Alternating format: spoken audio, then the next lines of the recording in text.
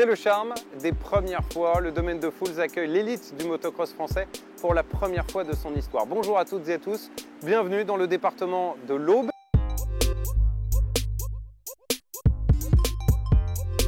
Cinquième étape du 24 MX Tour, c'est la dernière ligne droite. Les 3 dernières étapes ont lieu en moins d'un mois. La finale, ce sera les 14 et 15 juillet.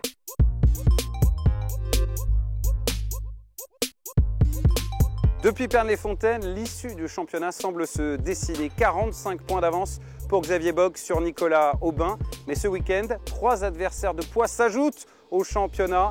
Benoît Paturel, pilote GP et 2 fois vainqueur sur le 24 MX cette saison. C'était à Dardon-Guignon et à Beach. Jordi Tixier, champion du monde 2014 de MX2. Et Milko Potisek, le vainqueur de l'Enduropal du Touquet cette année. 3 hommes donc pour contester l'hégémonie de Xavier Bogue. Et pour les départager, ce circuit du domaine de Foulx que nous raconte le vice-président Antoine Churlin. C'est une histoire de famille, on en parle dans quelques instants. Avant cela, 2 moyens de garder le contact tout le week-end. www.elite-motocross.fr et puis la page Facebook Elite Motocross. C'est un circuit qui est pas très vieux, c'est un circuit sur lequel on a retravaillé cet hiver, que les pilotes connaissent très peu parce que voilà, on n'a pas un club de notoriété, mais c'est un circuit sur lequel on a travaillé, on a essayé de réfléchir avec des enchaînements un petit peu différents, plusieurs possibilités. Donc voilà, c'est vrai que c'est un tracé d'1 km 900 sur lesquels les pilotes vont pouvoir rouler, rencontrer différents sauts, un petit peu de dénivelé également.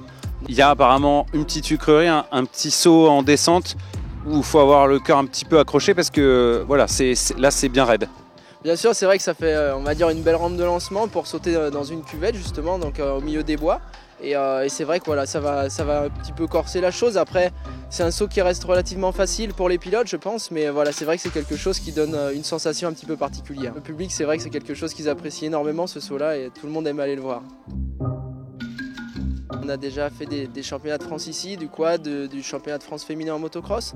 Et puis l'an passé, on a réfléchi un petit peu comment faire, peut-être monter une marche supplémentaire justement avec l'organisation d'un championnat de France motocross élite. Et donc voilà, on s'est laissé une année pour réfléchir et pour mettre tout ça en place. Et puis finalement, cette année, on est ici avec toute l'organisation. L'origine, c'est mes parents qui ont acheté donc le domaine de Faux et qui ont fait donc les tracés, les circuits, toutes ces choses-là. Petit à petit, après on s'est ouvert de plus en plus, donc avec le circuit plaisait énormément étant donné la surface. Et puis petit à petit, voilà, on a mis en place des choses, on a créé une structure autour de ce circuit. Et puis voilà, chaque organisation maintenant, voilà, c'est le but aussi de faire évoluer notre structure, de faire quelque chose de propre, de sympa, que les gens aient envie de venir rouler ici. Et puis c'est une histoire aussi un peu familiale, c'est que c'est mes parents qui ont lancé un peu la chose, surtout mon père dans l'organisation.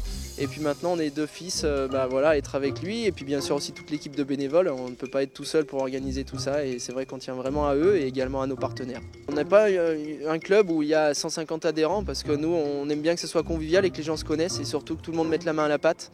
Et voilà, je pense que c'est ça aussi la recette pour que ça fonctionne. Il doit y avoir de la fierté forcément dans votre famille d'en être arrivé là aussi vite?